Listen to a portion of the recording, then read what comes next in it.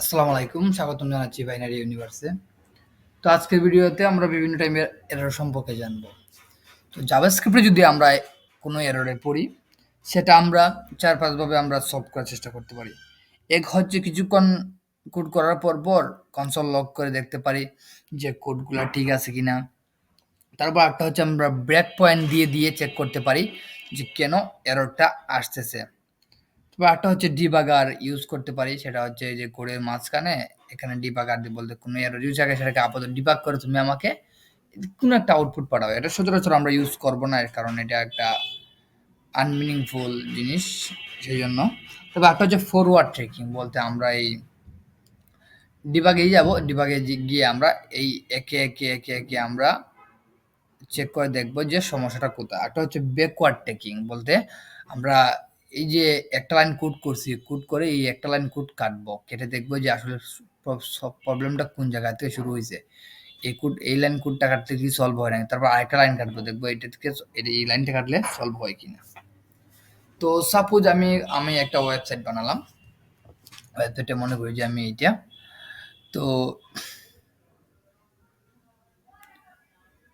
এখানে সাপোজ ওয়েবসাইটে আমি বদলাম এইটা। তো আমার এই ওয়েবসাইটের ইনপুটটা সিম্পল যে এখানে একটা index.html নাম ক্রিয়েট করছি, আর এখানে যে আছে হচ্ছে এই যে script.js নামক একটা জাভাস্ক্রিপ্ট ফাইল। দুইটা ফাইলের সমন্বয়ে আমি ওয়েবসাইটে তৈরি করছি। ওয়েবসাইট আউটপুটটা অনেকটা এইরকম। তো সাপোজ আপনার কাছে কেউ একটা যে এরকম একটা কাজ করার পর ৯,০০০, তারপর দিলাম ফুড দিলাম ৯০০, রেন্ট দিলাম ৯০, ক্লথ দিলাম ৯০০। তো সে সে এখানে অনেকক্ষণ যাবত কোড করলো, হ্যাঁ? কোড করার পর কনসোল লগে যদি আমি যাওয়ার চেষ্টা করি, এখন সে এগুলা দিয়ে সে এখানে নিয়ম অনুযায়ী কি টোটাল এক্সপেন্সের মধ্যে আসার কথা। সে যেই ক্যালকুলেটর বাটনে ক্লিক করলো, তাকে দেখা যাচ্ছে কি এরা আনকোড রেফারেন্স এরর। এর আগের এররটা হচ্ছে ইন্ডেক্সের ৬৪ না বলেন, সেটা কি বলছে টেলএনটি এর জটিল মানে টেলএনটি ইনস্টলেশন নিয়ে একটা সমস্যা আছে, এটা কোনো ফ্যাক্ট না। এই যে যদি এই চিহ্নটা থাকে বুঝবো আমরা যে সেটা পরবর্তী সময় করলে চলবে, ঠিক আছে। বাট এই যে রেড সাইডে কিন্তু আমাদের সলভ করতেই হবে, না হলে কোডে আমরা আগাতে পারবো না। তো এখানে বলে দিছি কিন্তু যে calculate expense is not define. আমরা যে ক্যালকুলেট এক্সপেন্সটা সাইড দিছি আমরা কোডের মধ্যে, এটা কিন্তু ডিফাইন করা হয় না, এটা কোনো জায়গার মধ্যে ডিফাইন করা হয় না। প্রবলেমটা কই হয়েছে at HTML button element dot on ক্লিকের মধ্যে সমস্যাটা হয়েছে index.html ৪১ নাম্বার লাইন ১৪৬ নাম্বার কলামে। তো আমরা যেগুলো এখানে ক্লিক করে কিন্তু যেতে পারি। এই যে এখানে আমার HTML ফাইলের ভিতরে এই যে এখানে এররটা হয়েছে। আমি যদি দরকার বলে একটু স্ক্রল করে এদিকে যাই, এই যে ক্যালকুলেট বাটনের মধ্যে সমস্যাটা হয়েছে। তো এখন যদি এই সমস্যাটা হয়েছে, এখন আমরা এই যে এই ক্যালকুলেট এক্সপেন্সটা সে খুঁজে পাইতেছে না। HTML এর মধ্যে দিছি, এটা কোন জায়গা থেকে ডিক্লেয়ার করা হয় নাই। এটাকে আমি কপি করলাম, ঠিক আছে। কপি করে আমি ইচ্ছে করলে আমি এখান থেকে আমার জাভাস্ক্রিপ্টের মধ্যে আমি খুঁজতে পারি। জাভাস্ক্রিপ্ট ফাইলের মধ্যে খুঁজতে গেলে আমি দেবো যে কন্ট্রোল F, হ্যাঁ। দেওয়ার পর আমি কন্ট্রোল B দ্বারা আমার এটা দিব। কন্ট্রোল V যদি দিই, কন্ট্রোল V, এই যে কোন জায়গায় আছে আমার কিন্তু দেখাই দিবে। তো এটা শুধুমাত্র আমার এই যে এই একটা জায়গার মধ্যে ক্যালকুলেট এক্সপেন্স দেওয়া আছে, সেই ক্ষেত্রে পাইলাম। তো এখন আমি দেখলাম যে HTML এর মধ্যে আমার মোটামুটি এটা ঠিকই আছে। তো সমস্যা কি? এই ধরনের যদি আনডিফাইন জনিত রেফারেন্স এরর দেখায় না, সেক্ষেত্রে আমরা ২-৩টা সন্দেহ করতে পারি। কি? প্রথম হচ্ছে এই অন ক্লিকটাকে আমরা জাভাস্ক্রিপ্টের সাথে কানেক্ট করে নেই, গেল এক। আরেকটা হইতে পারে যে এই HTML ফাইলের সাথে জাভাস্ক্রিপ্টের যে ফাইলটা আছে না, ওইটা আমরা কানেক্ট করি। তো সর্বপ্রথম দেখতে পারি যে এখানে নিচে গিয়ে দেখবো যে আমরা স্ক্রিপ্ট ফাইলটার এই যে স্ক্রিপ্ট ফাইলটা কিন্তু এড হইছে। তো এখন সেকেন্ড সমস্যাটা কি? যে এই যে ফাংশনটা আমরা এখানে অন ক্লিকের দ্বারা ডিক্লেয়ার করছি, এটা কি অন ক্লিকের মধ্যে আছে কিনা, সেম টু সেম আছে কিনা এটা দেখার চেষ্টা করবো। তো এটা দেখতে গেলে তো আমরা এখানে জাভাস্ক্রিপ্ট ফাইলে গিয়ে সাপোজ আমার জাভাস্ক্রিপ্ট ফাইল এখানে তো আবার দিচ্ছি আমরা একটা, সাপোজ আমার অনেকগুলো জাভাস্ক্রিপ্ট ফাইল, সেক্ষেত্রে কি করতে পারি? সেক্ষেত্রে আমি এখান থেকে এই যে এখানে সার্চ বারে ক্লিক করতে পারি, অথবা কন্ট্রোল শিফট F দিতে পারি। F দেওয়ার পর আমি এখানে আমার ওই যে এররটা দিয়েছিল আর কি, যে বলে যে জিনিসটা পাইতেছে না, হ্যাঁ, সেটাকে আমরা কন্ট্রোল বি দিয়ে মানে ক্যালকুলেট এক্সপেন্স পাইতেছে না, এটাকে কন্ট্রোল বি দিয়ে পেস্ট করলাম। তো পেস্ট করার পর এখানে আমরা একটু বড় করি, করার পর এখান থেকে এই যে ইন্ডেক্স ডট এইচটিএমএল এর মধ্যে এই যে একটা জায়গার মধ্যে এইটা আছে, ঠিক আছে। আর এই তো ইন্ডেক্স ডট এইচটিএমএল তো আমি দেখলাম আমার তো এটা ঠিকই আছে, তাই না? এখন জাভাস্ক্রিপ্টে দেখো, জাভাস্ক্রিপ্টে কিন্তু এই এক জায়গার মধ্যেই আছে, এই যে এখান থেকে যদি ওপেন করি আমি, এই যে এক জায়গার মধ্যে আছে। তো এখন কি একটা দেখার বিষয় আছে, জাভাস্ক্রিপ্টে আমি ঢুকার চেষ্টা করি যদি, জাভাস্ক্রিপ্ট ফাইল, ওকে।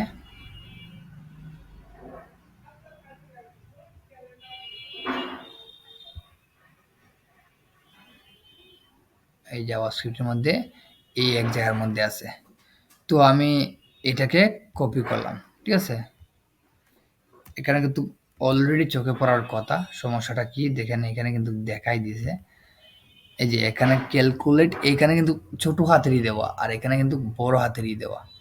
মেইন সমস্যাটা কিন্তু এইখানে হয়েছে, ঠিক আছে।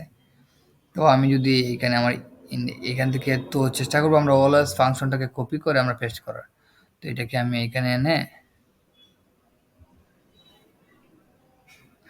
কন্ট্রোল ভি দিয়ে দিব, ঠিক আছে। আবার অনেক ক্ষেত্রে কিন্তু এটা তো হচ্ছে আমাদের মূল ফাইল, অনেক ক্ষেত্রে আমরা কনসোল লগের ক্ষেত্রে যে এখানে যদি ব্রাউজারে যদি খুঁজতে চাই সেক্ষেত্রে আমাদের এই যে জাভাস্ক্রিপ্ট থেকে এই যে স্ক্রিপ্ট ফাইলের মধ্যে কিন্তু আমরা গিয়ে দেখতে পারি যে ফাংশনটা সত্যি আছে কিনা। তো এটা দেখার জন্য আমরা কন্ট্রোল শিফট ও দিতে পারি। ও দেওয়ার পর আমরা কোন ফাংশনটা খুঁজতে চাইতেছি সেটা লিখবো। আমি ক্যালকুলেট এক্সপেন্স যে সি দেওয়ার সাথে সাথে এই যে আমার দেখা দিচ্ছে ক্যালকুলেট এক্সপেন্স এর মানে সে লোড হয়েছে, জাভাস্ক্রিপ্টের মধ্যে ফাংশনটা লোড হয়েছে, লোড না হলে কিন্তু এখানে আসার কথা না, ব্রাউজারে আসার কথা না, এর মানে হয়েছে। তো সমস্যাটা কি ছিল আমরা খুঁজে বের করছি যে এইখানে সমস্যাটা কিন্তু হয়েছে আমাদের, আমরা লিঙ্কও ঠিকঠাক কানেক্ট করছি কিন্তু আমরা এখানে ক্লিয়ার বা ডিক্লেয়ার করি না, এখানে আমাদের ফাংশনটা লিখতে ভুল হয়েছে, ঠিক আছে। তো এখন যদি আমি একটা রিলোড দিই, একটা রিলোড দিয়ে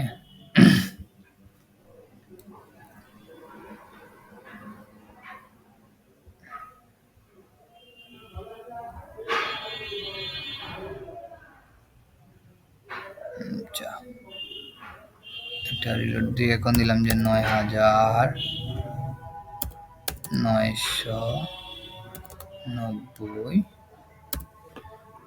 এখন যদি দিই বলছে আনকাট টাইপ এরর, যাই হোক আমার আগের যে একটা এরর ছিল সেটা কিন্তু নাই।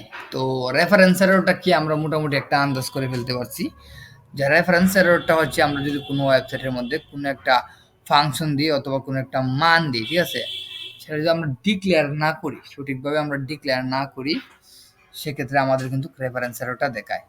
তো এই can not read properties of null, এটা দেখবো আমরা পরবর্তী অংশে। এই প্রবলেমটার এই যে uncaught can not read properties of null reading value, সে ভ্যালুটা পড়তে পারতেছে না, ঠিক আছে। তো এই সমস্যাটার সমাধানটা দেখবো আমরা আগামী ভিডিওতে।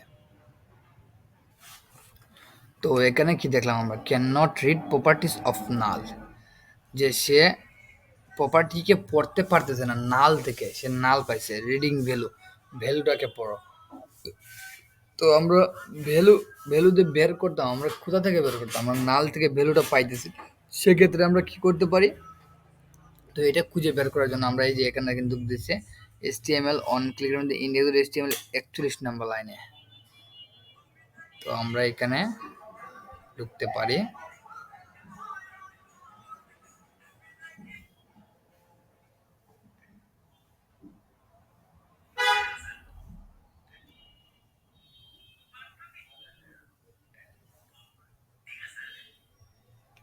আচ্ছা এটা বোধ ব্রাউজার ধরে রাখছে, আমরা আবার একটু রিসেট দিই।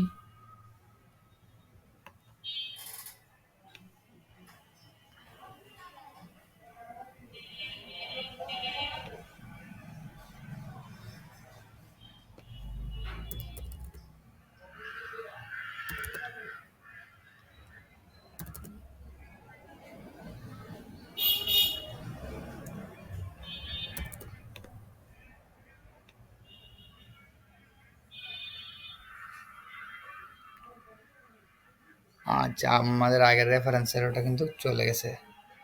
এখন নতুন একটা এররে পড়ছি আমরা, সেটা হচ্ছে সে নাল পাইতেছে। এররটা কোন জায়গায় হয়েছে? At calculate expense script dot JS এর 2 নাম্বার লাইনের 50 নাম্বার কলামে। ঠিক আছে, তো আমরা এটা ডিরেক্ট ক্লিক করলাম। ক্লিক করার পরে যে এখানে দেখাইতেছে কিন্তু রেড এলার দিয়ে বলছে যে ডট ভ্যালু। ওকে, সে ভ্যালুটা পাইতেছে না। ভ্যালুটা পাইতেছে না কোন জায়গা থেকে? পাইতেছে না ইনকাম থেকে। যে আমি একটা আইডি সিলেক্ট করছি সেখানে ইনকাম থেকে। এর মানে কি? আমরা কি জানি ডোমের মধ্যে, ডোম থেকে আমরা যা যা কিছু আনি, ডোম থেকে যা যা সব কিছু অবজেক্ট আকারে থাকে। তো এখানে যদি আমরা কোনো একটা ভুল আইডি অথবা ভুল ক্লাস সিলেক্ট করি, সেক্ষেত্রে তো সে এটা নাল হিসেবে আমাদেরকে এখানে জাভা স্ক্রিপ্টে প্রকাশ পায়। তো নাল থেকে কি ভ্যালু পাওয়া সম্ভব? সেটা যদি একটা এর অথবা একটা অবজেক্ট হইতো, সেক্ষেত্রে আমরা কিন্তু আনডিফাইন পাইতাম। ঠিক আছে, কিন্তু যেহেতু এটা নাল হয়ে রয়েছে, ওকে, তো সে যে নাল থেকে কিন্তু ডট ভ্যালু নেওয়া সম্ভব না, সেটা তো নিজেই খালি। এক্ষেত্রে আমাদের দেখা লাগবে যে ইনকামের মধ্যে কি সমস্যা আছে, তাই না? তো এখন যদি আমি ইনকাম হিসেবে যদি দেখতে চাই যে এখানে ইনকাম আছে কিনা, হ্যাঁ ইনকাম আছে। তো এখানে আমি একটু ইনকামকে আমি একটু ইন্সপেক্ট করার চেষ্টা করি। এই যে ইনকাম আছে, এই যে ইনপুটের মধ্যে ইনকামটা আছে, আর ইনকামটা আছে একটা আইডি হিসেবে। ঠিক আছে, তো আইডি আমরা এখানে নিয়েছি, ঠিক আছে, আইডি আমরা এখানে নিয়েছি, ঠিক আছে। বাট জাভা স্ক্রিপ্টের মধ্যে যে আমরা সিলেক্ট করছি আইডিটা, সেখানে কিন্তু আমরা এখানে দেখেন কুয়েরি সিলেক্টর যদি আমরা নিতাম, ডকুমেন্ট গেট এলিমেন্ট বা আইডি যদি বলে দিতাম আমরা, তাহলে কিন্তু ভিতরে আমাদের আইডির সিম্বলটা দেওয়া লাগে না। কিন্তু যেহেতু এটা কুয়েরি সিলেক্টর, সেক্ষেত্রে আমাদের কিন্তু অবশ্যই হ্যাশ দেওয়া লাগবে। যদি কারণ আমরা যেহেতু এখন যদি একটা রিলোড দিই, রিলোড দেওয়ার পরে দেখি আমরা কনসোল লগে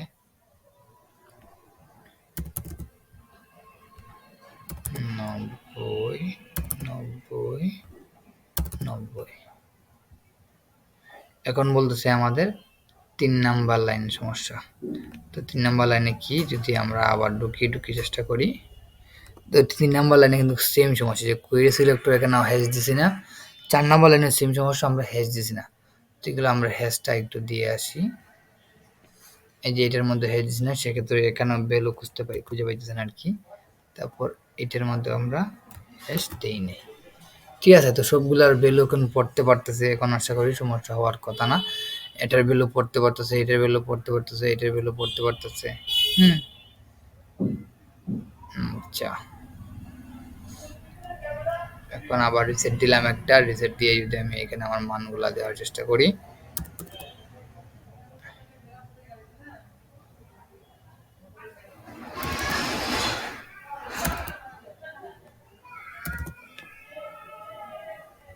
তো কনসোল লগে যাই। এখন কি বলতেছে? এখন কোনো এরর দেখাইতেছে না, ঠিক আছে আমাকে, কিন্তু এখানে কিন্তু দেখেন টোটাল এক্সপেন্স পাওয়ার কথা আমার, কিন্তু আমাকে বলতেছে নট এ নাম্বার, এন নান। এখন এটা নান দেখাইতেছে কেন? সো এটা আমরা দেখব পরবর্তী পার্টে।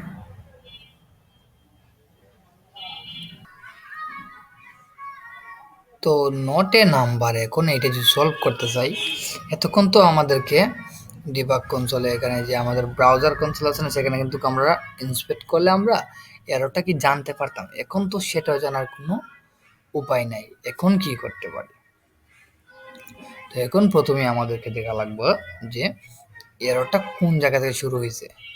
তো আমরা যখনই সব কিছু দিই, এগুলো ঠিকঠাকই আছে, যখন আমরা এই ফাংশনটার মধ্যে ক্লিক করতেছি, তখন থেকে কিন্তু এই যে নোটের নাম্বারটাই আসতেছে। এর মানে ফাংশনটা থেকে এররটা আমার শুরু।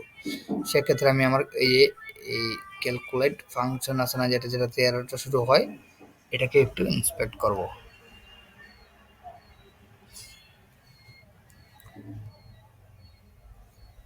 এটাকে ইন্সপেক্ট করে যদি আমি সোর্সে যাই, তো এখানে কিন্তু আমি দেখতে পাচ্ছি যে আমার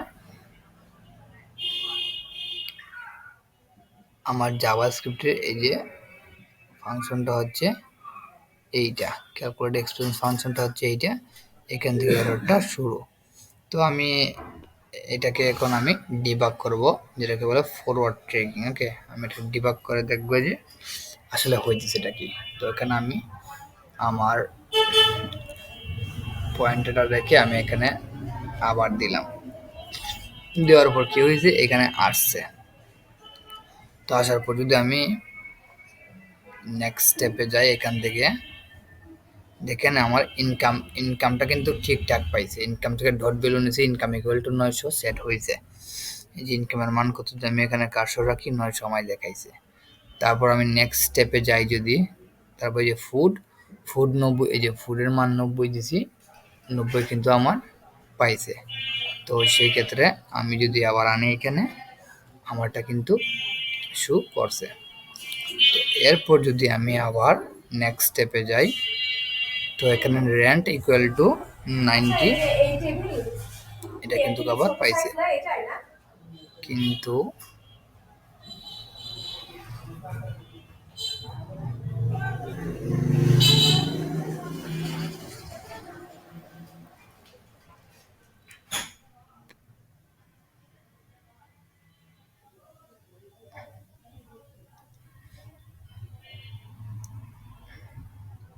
কিন্তু আমি যখন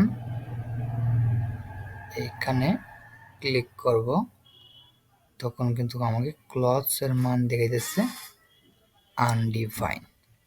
এর মানে কি, আমার সমস্যাটা শুরু হয়েছে এই ক্লথস থেকে। তো ক্লথসটা কি আমরা যদি এখন বোঝার চেষ্টা করি, আমি এইটাকে আমি এতটুকু আমি কপি করলাম। যদি এতটুকু কপি করি, সেক্ষেত্রে কি হয়, আমার এই যে এখানে কিন্তু আমাকে ডট ভ্যালুটা পাইতেছে না, সে আনডিফাইন দেখাইতেছে। তো ক্লথসটা কি, এরটা আমার আগে দেখা লাগবে। তো ক্লথসটা হচ্ছে, দেখতে চাই আমি এখান থেকে ডিবাগারটা অফ করে দিই। সো এই যে ক্লথসটাকে আমি একটু ইন্সপেক্ট করি। এই যে ক্লথস কিন্তু হয়েছে একটা আইডি, সেক্ষেত্রে প্রথমে আমার ক্লথসের পেছনে আমার একটা হ্যাশট্যাগ দেওয়া লাগবে। ওকে, তো হ্যাশট্যাগ দিলে কি প্রবলেম সলভ? না, আসলে এতক্ষণ কিন্তু আমরা দেখছিলাম কোয়েরি সিলেক্টর, আর এখন কিন্তু কোয়েরি সিলেক্টর অল। তো কোয়েরি সিলেক্টর অল এর কাজটা যদি আমরা কি বুঝতে চাই, তো কনসোলের মধ্যে যদি আমরা এখানে দেই, এই যে দেখেন আমাদের কিন্তু আনডিফাইন দেখাইতেছে। আমি যদি এখানে একটা হ্যাশট্যাগও দিই, তারপর আনডিফাইন। ওকে, কিন্তু কেন আনডিফাইন? আসলে এটা হচ্ছে কোয়েরি সিলেক্টর অল। অল যদি দিই আমরা, তাহলে কিন্তু আমরা এখানে নর্মালি আমরা যদি সিম্পল কোয়েরি সিলেক্টর দিই, তাহলে কিন্তু আমরা 90 পাইতেছি। কিন্তু অল দিলে পরে কি হয়, সেটা কিন্তু একটা নোড লিস্ট আমাদেরকে পাঠায়। ওকে, সো এই নোড লিস্টের জন্য কিন্তু আমরা এটা পাই না। এই ক্ষেত্রে আমাদেরকে এখানে একটা আলাদাভাবে আমাদের ডিক্লেয়ার করে দেওয়া বলা লাগবে যে আমি 0 নম্বর ইন্ডেক্সটা চাচ্ছি। ওকে, অথবা 1 নম্বর ইন্ডেক্সটা চাচ্ছি। সেক্ষেত্রে আমাদের নোড লিস্ট থেকে এগুলা দেব। ঠিক আছে, তো আমি যেখানে 0 দিই, সেখানে আমার মানটা পাইতেছে। তো এর মানে আমাকে এখানে ইউজ করা লাগবে যে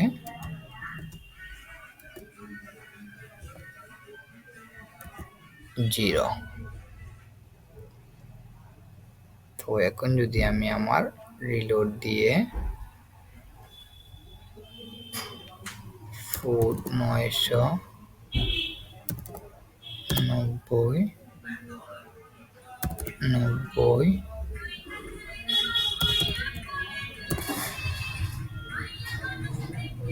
সেক্ষেত্রে কিন্তু আমি এটা আমি অফ করে দিই, ডিবাগারটা তুলে দিই, কনসোলে যাই। এই যে আমি কিন্তু টোটাল এক্সপেন্সটা আমি পাইতেছি 1080 আমি পাইতেছি। এর মানে আমার এই প্রবলেমটা সলভ হয়েছে, কিন্তু দেখেন এখানে ব্যালেন্স আবার নট এ নাম্বার, কি একটা অবস্থা। এটা আমরা ভিডিওর পরবর্তী পার্টে দেখব।